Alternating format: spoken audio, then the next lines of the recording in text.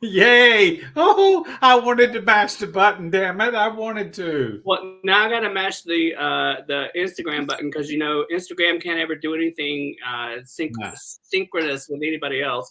We're live on both now. All right, here we Yay! go. You want to mash the button for the video? No, it says end stream. I think you have to mash it. All right. You don't want me to end Hi, stream. I'm Rick. Oh, I'm that. Dan. I'm George. I'm Jake. And we are Queer Magnolias, the podcast. In each episode, we're going to talk about everything from growing up queer in the South to the issues affecting our community today, with a little bit of fabulous sprinkled in along the way. Join us for an all-you-can-eat buffet of queer joy, Mixed in with the occasional bitch fest. but always served with the spiciest tea. Oh, all right. Hi. Welcome back, everybody. I think we've been absent for a couple of weeks, and that is no one's fault except Dan's because he keeps booking stuff over us. But that's okay. That is a-okay. It's It's not that I don't love y'all. I just don't know where in the hell I am any day of the week. And Wednesdays are no different. So we've started texting her with her dates. Like you cannot do anything between this time and this time on this day. And we don't use dates, we use days.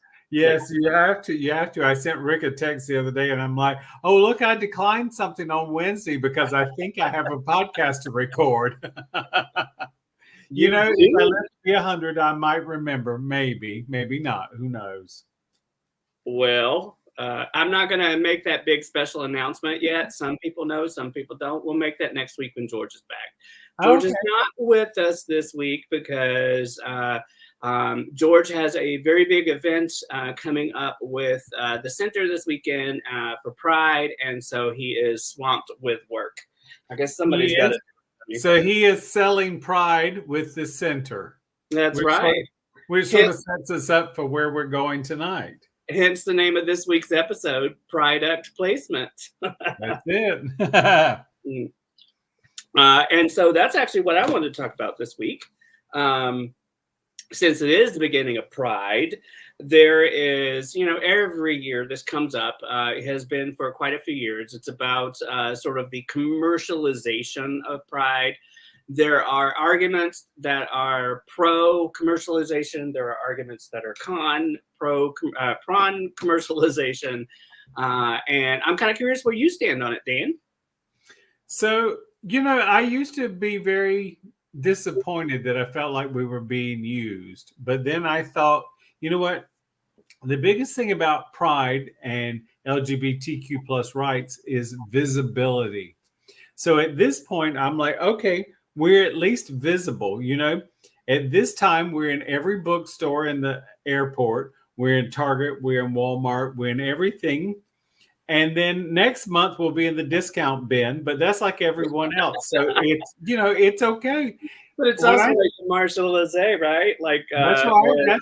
Or last year's Prada or some shit like that. That's right. So both Rick and I have benefited from Coach's Pride marketing. That's right, honey. I got way too many shoes that I can only wear 30 days out of the year. Right. But I do think, I think at this point, any kind of visibility that's in a positive vein, whether it's some company making money or making money off of us, but at least they're making money. It's like, I think that's a good thing, because I think otherwise what happens is we're simply relegated to the closet, and nobody wants to be in the closet. It's not that pretty in there. Mine is, but not Rick's. Well, mine needs a little organization at the moment. But no, I tend to agree with you. I think leading up to, I want to say 2020, 2021, somewhere in there, I was kind of like, okay, I felt the same way you did, where everyone's doing what was called, I think it's called pink washing, right? Where, they do this thing where every company and every organization goes and puts all their logos in the Pride colors and puts everything, love is love, hashtag love is everywhere. And it's all of this. It just became like, oh my God, it's just like, I felt like you're just trying to cash in on this. But then all of this like anti-LGBTQ sentiment started coming along, that got really, really bad. And I kind of feel like, I'm okay with a little pink washing, just because I think about the people that are in the areas of the country that we are fortunate to live where we live. We live in Right. a Absolutely. city that,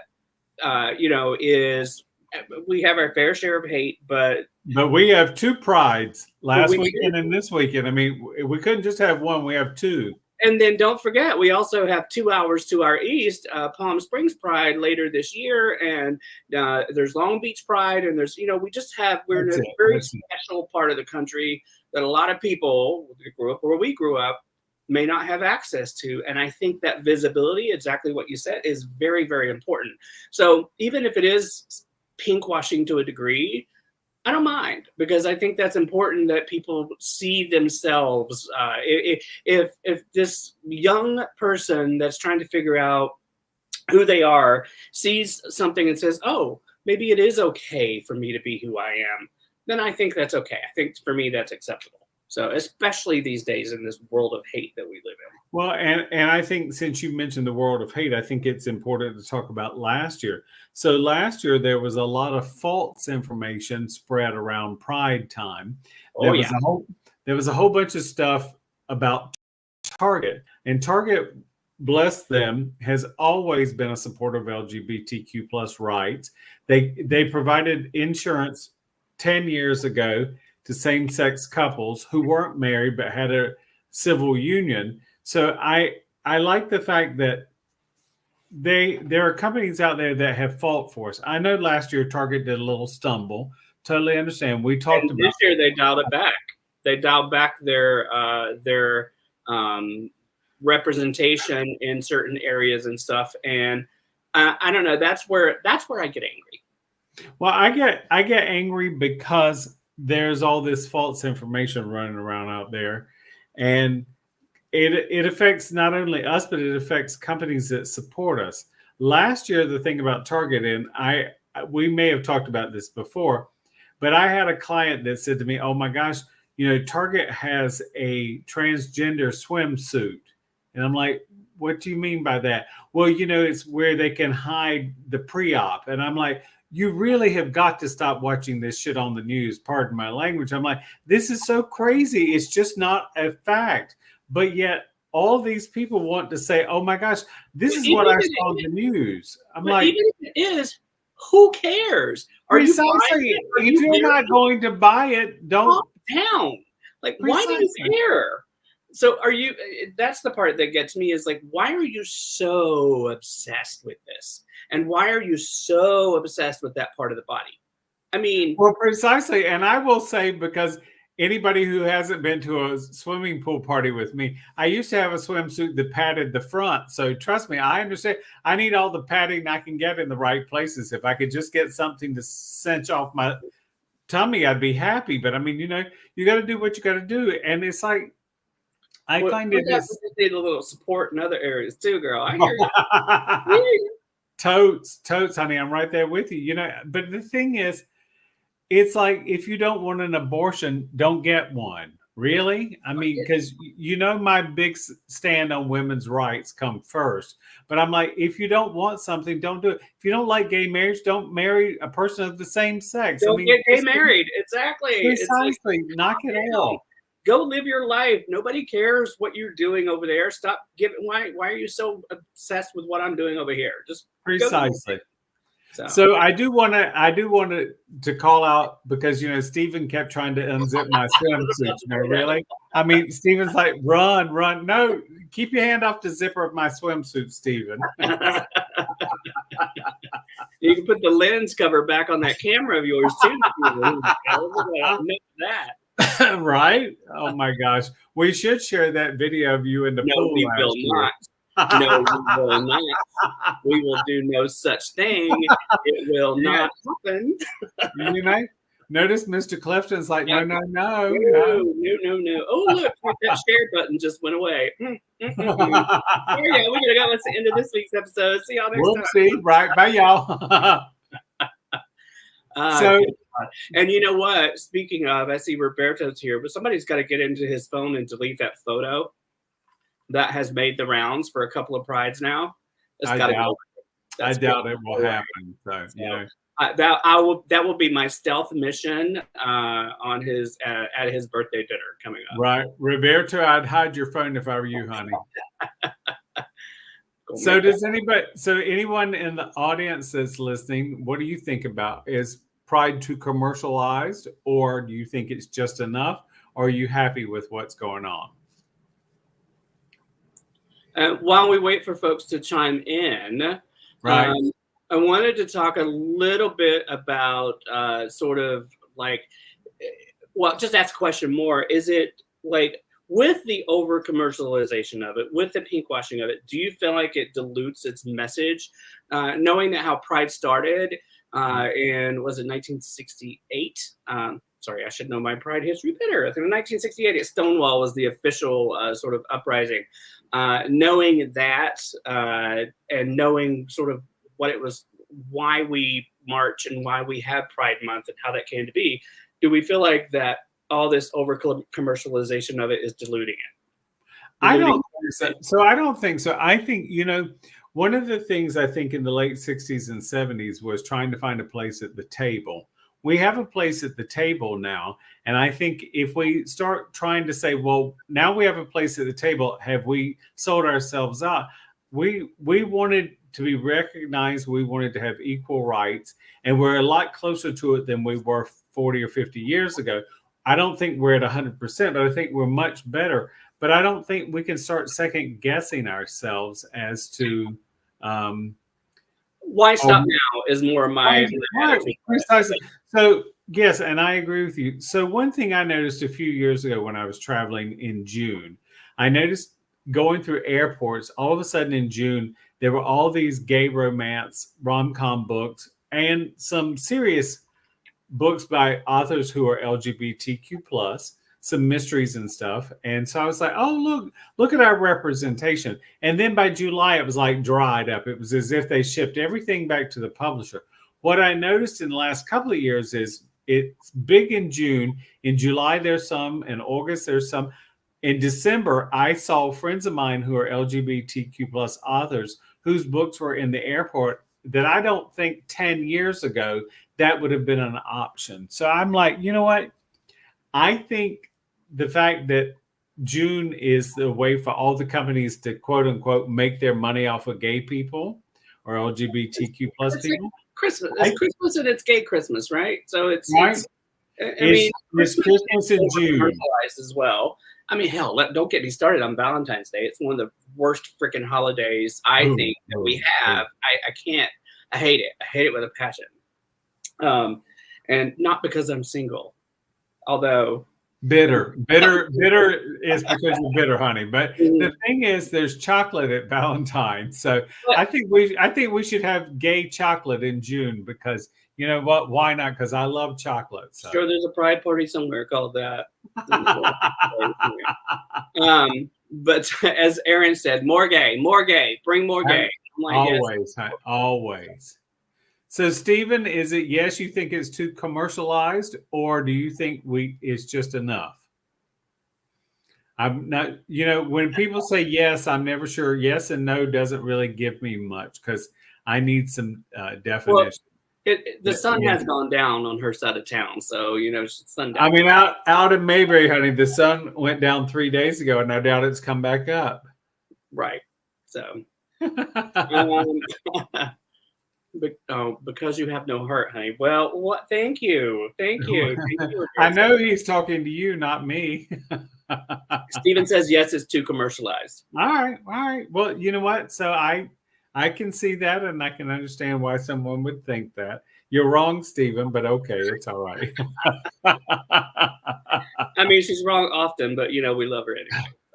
It is what it is. So I mean, if you live in Mayberry, these things happen. So that said, then I guess, well, how do you feel about the Target situation and the fact that they scaled back their Pride displays this year? Like I said, for me, I'm of the position that sure, you can do that now after you face a little, like, let's talk about like Bud Light. Bud Light is a great example, and what happened with Dylan Mulvaney and all of that. You know, yeah, they experienced a little bit, well, a lot of bit of backlash, and I get sort of that, just that, it's not a justification, it's the wrong word. I get that reaction, that immediate reaction, but guess what?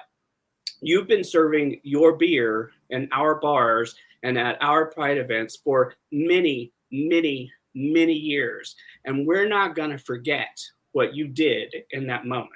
And I think that, yeah, you may get the immediate reaction you're looking for in terms of like trying to appease that certain faction. But in the long run, when you come crawling back to us and be like, hey, we want to host your Pride parade this year, I hope that corporations will be like, no, fuck no, F you, we're not doing it. So I, one who does accounting, I'm always looking at the numbers.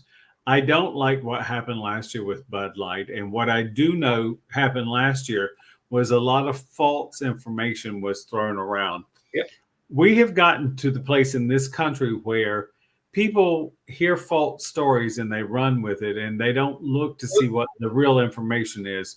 People look at social media as a form of news, and that's not really. And it's not just social media though. It's actual news. Industries like Fox News who are putting out false information on purpose. We had, I know Fox is not even a news corporation. I think I don't quote me on this, but I think they're labeled an entertainment company, not a news company. And I think that therein lies the difference, and that's how they put out all this false stuff. Well, it's true. It's true, but there are simple-minded people in this country who watch it and believe it, and that's a problem.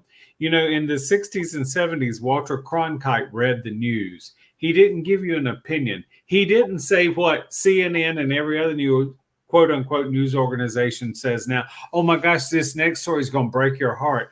Don't tell me that. Maybe I don't care that somebody got run over by a train. Don't tell me it's going to break my heart. Maybe I don't care. Really. So no, but the thing is, everyone's threshold for this is going to break your heart is different. Well, yeah, exactly. I think I don't need you to tell me that. It's the Tom Brokaw, it's the Dan Rathers, Walker Cronkite that we're missing, where this is the news. How you choose to react to the news is completely and entirely up to you. That's right. That's right. And I mean, I even look at shows that I love, like Rachel Maddow on CNN. I love Rachel Maddow, and I could listen to Rachel Maddow talk all day long, but she skews very left. She doesn't do a very middle of the road. This is the news, and I get that, but I know when going in, what I'm going to hear is going to skew very left, and I think it's different when I think about relatives that I have that swear by the news that they hear from Fox News. Sometimes I'm like, it's not even true. It's not even true. It's not that they're telling you the truth and then skewing it from their point of view. It's not even true. Well, that's a big thing. And I think the fact that you said when you watch Rachel, you know that she's going to skew to the left. There are a lot of people who watch uber conservative talk shows that they don't even consider that this person may not be 100% right. And I mean, I often say, you know, God gave every human being a brain, some better than others. Try to use your brain and figure out what's going on. And don't just watch a bobblehead, no matter who they are, tell you how to feel and think. I mean, if you see a puppy needs rescuing, a puppy needs rescuing. If you see an unhoused person needs to be fed, an unhoused person needs to be fed. You don't have to have somebody on television telling you. You can open your eyes. Precisely. You can look out there and see that we have issues. Try to work on the issues and stop following these false prophets, as the Bible says. Oh, don't get me preaching up in here now, because you know I'll preach. I cried 2 weeks ago. I'll preach tonight, hon. I want to highlight Stephen's comment here. I think the younger generations don't appreciate the pain, the fight, the hiding, and the struggle. And I think he's right. And I think that is both sad and great at the same time. I think that it's great that they don't need to feel that or experience that, because we live in a time that we fought very hard for them to not have to do that. But I do agree with the sentiment that, and we've talked about this before on the show, we can't forget where we come from, so we cannot. And so for sure, I agree with that sentiment. I agree with it as well. And I do want to say this because I want to be fair to Stephen, and I'm certainly not trying to call him out. My big thing is we have a responsibility to sort of educate the people that are younger than us. I hear so many people, not us in this conversation, say, oh my gosh, those millennials, this, that, and the other. You know what? Those are our children. And if we make fun of them and distance them by saying they are less than, then we lose the ability to communicate with them, because no one wants to be left behind. We have to understand where we've been, and we have to share that. I think that we came up in a time where going to a bar was like the penultimate, because we found our family and our tribe. You had to sneak out to get there. You couldn't tell anybody you were going. Precisely. You had to be secretive about it. And now, like, bars aren't really even a thing anymore. No. So. Well, and I think that's a big thing. I remember when I was in college, someone called my mother at 2 a.m. and told her they saw me coming out of a gay bar. And then she put me before the firing line to ask me about it. And I said, yes, I did. I totally skirted the issue because I'm good at that. I said, I have lots of friends that are gay. I have lots of friends that are straight. And I went out with some friends of mine that are gay, which was true. I didn't tell her I was. I'm sure she had an inkling because, I'm the butchest bitch on earth. Yes. Yes. All the above, honey. All the above. So, all right. Well, I guess my other, sorry, Dan, Stephen says yes. Again, he's just answering in one word responses. Yes. So I'm gonna take that. He's agreeing with me, whatever I said. So thank you. As you will, dear. As you will, hon. As you will. So I guess the question that I have is, are there any solutions or anything that you would say? I don't know that we need, no, he's just said no.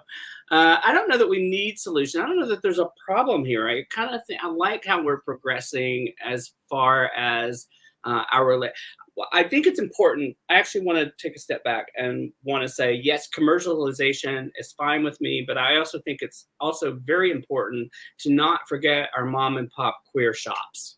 Absolutely. Because, absolutely. And I think it's okay to have both. Yes. There are many mom and pop t-shirt shops that I shop from all the time, in places like that. So I think it's important. And those that say Queer Magnolias podcast, because you can get these. Rick will give you the link in the show notes. Absolutely will. We have merch. We have merch. We have merch.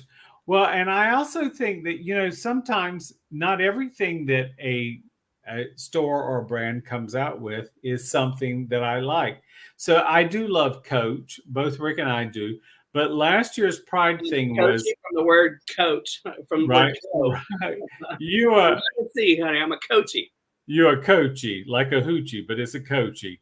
So last year they came out with Skate Not Hate, and I'm not a big skateboarder, and I thought, wow, that doesn't appeal to me. But I do wonder, does it appeal to people who are younger than I am that do skateboard? I don't know. So sometimes I see some things. I bought something last year. I bought a little sling bag for the back. I'm glad you actually added bag onto that. I was like, oh, girl, we don't need to know that. Right. I didn't buy my Pride sling came in the mail. It didn't come with hooks for the ceiling. That's the bad thing. So now I got your ceilings. A Hugo Boss sling bag last year that had a Pride color in it, which I thought was really cute. So I've never used it, but it's really cute. I'm sure it's in some closet in my apartment. So I bought my third pair of Pride Coach shoes that I've worn one time. And I'm like, well, my entire closet is nothing but black. So it's like, what do I wear all these pride colors with, other than that one caftan I wore that one year to a party at Stevens? That photo on Roberto's phone just keeps showing up year after year after year after year. Right. Send it to me, Roberto. I'll post it on Instagram. No, you won't. We each have the login for Instagram, so it won't stay up long. Won't happen. Won't. Well, so I mean, I think that's a thing too. I find that I bought a couple of bags from Coach. You remember, year before last, we were in WeHo, and there were 3 of us in a bar, and we each had a Coach bag that was a pride We were bag. sitting outside on the sidewalk, and every person that passed by was like, "Oh my God." Right. But we each had a different Coach bag that was a pride bag, which was so cute. That photo we may post on Instagram. That was fun, but it was just one of those things that I find that while it doesn't bother me to have a Coach bag in December, I tend to wear the Coach pride bag much more in June than I do any other month. I actually I have a pair of Converse Pride shoes because they're black that I wear more often than not, just because it goes with most of my wardrobe. But I do wear and your heart. What's that? And your heart, black. And my harness, yes, my harness. And my heart, yes. But I do wear those year round, but I do tend to lean more into my pride gear in the month of June, and even the month of November when we're out in the desert.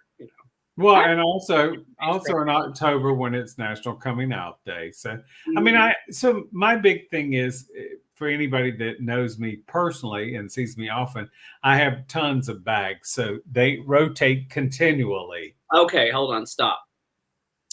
We have to qualify this statement. He doesn't have tons of bags. He has an entire storage unit dedicated to nothing but bags. That's not tons. I like accessories. What can I say? That's an obsession. Accessories. What did your friend say in Still Magnolias about accessories, dear? Our ability to accessorize is what separates us from the animals. I think it's the other way around, but yes. What? Well, and just so everyone knows, this is not Pride related, but currently at Ross, they're selling Gucci sunglasses at a very reduced price, and they're very nice. I might have some. And Aaron says he's still waiting for you to send him a few of the ones you haven't used in a year or two. Tell Aaron I said happy birthday. Happy birthday, Aaron. I guess I can tell him myself. Happy birthday, honey. Happy birthday, Aaron. And I guess we have to do a plug for Southern Queer Network, because we have lots of merch and T-shirts and things over there as well. Aaron and I produce a couple of podcasts, Tomorrow's a New Day and Old Cove, and we have a network called Southern Queer Network that these shows are on, and there's merchandise over there as well. So southernqueernetwork.com. I don't remember. Is it com or net or what is it? So, and Tomorrow's a New Day. I said that. He's making sure he plugs. Yeah, he's doing all plug it all, baby. Plug it all. Yeah. Oh, Steven wants to know if your bags are under your eyes. No, darling, they're under mine right here. That's why I wear the glasses. No, honey. And I forgot my eyebrows tonight, y'all. Sorry, they're a little white tonight. And my hair, I had a nap this afternoon, so my hair is under a hat. My hair is under a hat from nap head. I will tell y'all, that damn nap was real good. It was real good. Oh, and I'm going to make one plug, something I don't usually do. So most of you know I have a podcast called Out with Dan, and I interview a whole bunch of fabulous time. We got to go. Look at the time. So I finished a book today by an author named Wanda Morris, who is so delicious as a human being. And her book is called What We Leave Behind. I cannot recommend it enough. I finished it this afternoon. Big tears, big joy, all the emotions. Wanda is such a wonderful writer, and she's such a wonderful human being. Go look for Wanda Morris, What We Leave Behind. Highly, highly recommend. Oh, that's amazing. I love that. And you she talked about- and she is a complete supporter of every human on earth in a good way. I mean, not all the crazy people, but she supports all the letters of the alphabet plus her friends, and it doesn't get much better than that. There you go. Your turn. We should spend some time talking about gay authors because we have quite a few between the two of us. Because in addition Yes. to your Out with Dan, I also have Quills and Chills. Your show is a little more focused on queer authors and allies. Mine is strictly horror for the most part, but I do try to lean into queer authors as much as possible. And so we should sort of talk about, we should do an episode one day about queer authors and such. I was going to say TK Sims and Jerry Wheeler, or Jerry Wheeler's Pangs book was a pleasant surprise of mine from Out of Saints and Sinners. When we were there, I bought that book and talked to him on the show, and he was also a very pleasant conversation to have with him. So I enjoyed that. Yeah, he's coming up in July on mine, so it's a lot of fun, you know. So that's, we're doing his other book, the new one, or the General, latest. General something. Sorry, all I can think of is Dollar General, and that's not it because that's the that's like. Jerry, don't watch this episode, darling. Because Jerry, don't listen to Dan struggling to figure out the title of your book. Oh my goodness! You can edit that right out, can't you, hon? Go on, no, this is live, darling. We ain't edited nothing. All right. Oh my gosh. Aaron wants everyone to know that today is season premiere day for Tomorrow's a New Day. Someone may or may not be in the first 2 minutes of Tomorrow's a New Day. Just saying. So go check. Is my part up yet, or is it you, hon? I think yours is on the cutting room floor. Right? Now, like, no one will be surprised about that. No one that knows us. It's all right, hon. It's all right. 911, what's your emergency? I can do last season. Oh, that was funny. I love that. That was great. So real quick, let's just do some sort of looking ahead. What's your prediction, do you think, for coming trends on PRIDE-uct Placement and the commercialization of Pride? Do you think we're going to continue to grow, or do you see a reverse trend, a reversal of sorts happening across the business? What do you think? Are you asking me or I'm the asking audience? you. I'm asking everybody, but I'm asking you. So, I don't think so. I think those like Coach and Hugo Boss and Converse that are in it are going to stay in it, because I think that they will not be targeted. But Target has a target on its back. And a lot of that has to do with the fact that they've been a progressive company for years. And there are a lot of conservatives who hate that. And they remember that. And they've known all along it wasn't the people that own Walmart who are uber conservative and uber Republican. And so conservatives realize that Target has a lot more of a diverse and liberal demographic. And so they're out to try to get a pound of flesh out of them. And I do understand Target scaling it back. You know, there's nothing like people coming in your store and having a meltdown. And there was some of that here in LA last year, where people were going into Targets and throwing the Pride stuff in the floor and making a mess in the stores because they knew they could get away with it, because we have some court systems here in LA that are not geared correctly. They're too liberal, and I will say that, and I'm so liberal, but there are some things going on in the court system here in LA where no matter what you do, you can get away with it. I want to go the other direction with that too a little bit. Okay. And, I'm talking about Coach and sort of some of the designer brands and labels that you and I tend to enjoy. Yep. And again, I'm saying this from I have to preface this with, I have done no research into this, so I don't know if it's true. I'm just wondering, so I should probably pose it as a question. I think Target has a board of directors, whereas Coach and Fendi and all of these like designer labels and brands that we know and love I don't know that they have a board of directors, do they? I don't know. That's a question I'm asking. And I think it's different when you have to answer to a board of directors. So I also Target's a publicly traded company, Right. which is a big thing, you know. So I don't know. I think Roberto, should we go to the outlets on Saturday or Sunday and figure out what Coach is doing? Why are you asking Roberto? I'm going to say because you every date I say you busy, so whatever. Roberto. Well, I can free up for Coach. You didn't say Coach. Nowhere and any time have you ever asked, did you ever lead with Coach? All right, so Rick, why don't we go to Coach and then go have some seafood at Lure on Saturday? I'll drive separately. You and Roberto can do whatever you want to do.